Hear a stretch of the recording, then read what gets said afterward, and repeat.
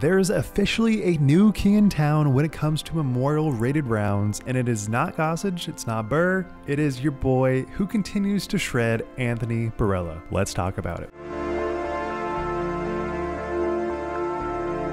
So in a bit of a travesty, there's actually no footage of Anthony Barela's insane round, as far as I know, unless somebody was able to capture it. But for right now, we only have the round 1 coverage, which was still pretty good, but not what we would consider the most elite level rounds, because it was actually 10 strokes worse than Anthony Barela's second round. And that is because after his first hole where he parred, he continued to birdie 17 holes in a row. And that might sound very eerily familiar because that is exactly what Paul McBeth did in 2013, where he got an 1132 rated round. And it certainly feels very fitting because Paul is kind of shifting from being one of the greats to kind of focusing on other stuff in his life. And not only that, but he seems to be kind of like a mentor for AB.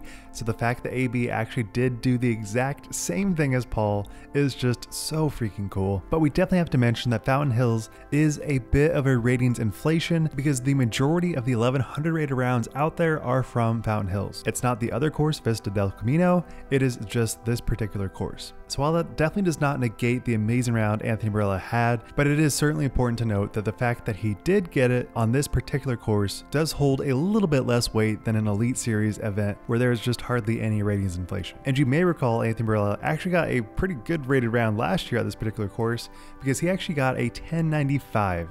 So he definitely has a good history at this course, but especially coming from last weekend where he dominated and got his first Elite Series win, this is just not the stuff you expect to see from Anthony Barela shredding on an A tier. Now, I know this has definitely been on tour, so maybe people still perceive it as kind of like more than an A tier, but it is still an A tier at this point in time. And before we talk about the round itself, we definitely have to talk about, well, how did he end up? And it isn't necessarily the best because he did get a 1013 and a 1012 rated round that put him pretty much way out of contention with a 7-stroke deficit behind Gannon Buhr, who is just far, far too good at Vista del Camino to really give up any strokes there, and he wasn't too far off from Anthony Barela's second round either, so definitely was not able to capitalize on that amazing round 2. But honestly, for an A tier, who really cares? Like, sure, he gets more money, but I think Anthony Barela is just probably so freaking excited to get this round in. I really hope there's good footage of it because I would really like to see all the shot shapes, but at least we do have round 1 where I'm sure he did the exact same thing the majority of the shots. And also one thing to note is that Aaron Gossage was kind of destroying too, with a 1083 rated round in round 2, with basically the only changes in his round being that he bogeyed the first hole and then parred holes 6 and 14. Other than that, he birdied everything else. But let's talk about why Anthony Barela did so well at Fountain Hills. To me, I see this course as just requiring a little bit more distance than your average player.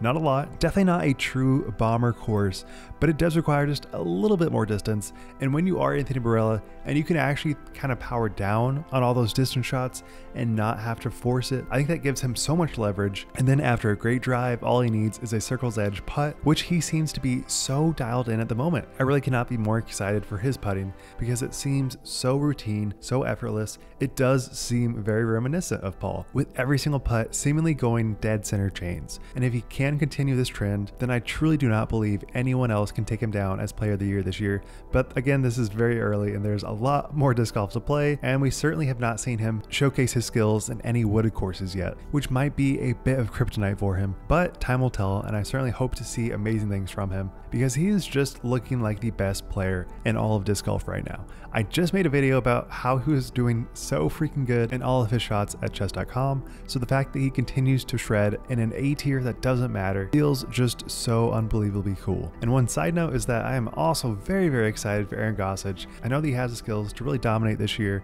get some wins, and overcome those fluky final rounds where he just doesn't showcase his skills nearly as much as he wants to, kind of in a very similar vein as AB. It is always in that final round moment where things seem to happen in a weird manner, but this really does seem to be the year where both of them overcome their fears and become top elite players who can continue to fight for the win week after week. So with that, what do you guys think? Are you shocked to see AB getting that 1100 rated round? Or are you kind of just like, yeah, this makes sense. He's a beast, he's a shredder. This only seems to be fitting for how good he truly is. But with that, I'd love to know. Thank you guys so much for watching. Be sure to subscribe. I'm actually recording this in the middle of South Korea, so definitely not my normal setup.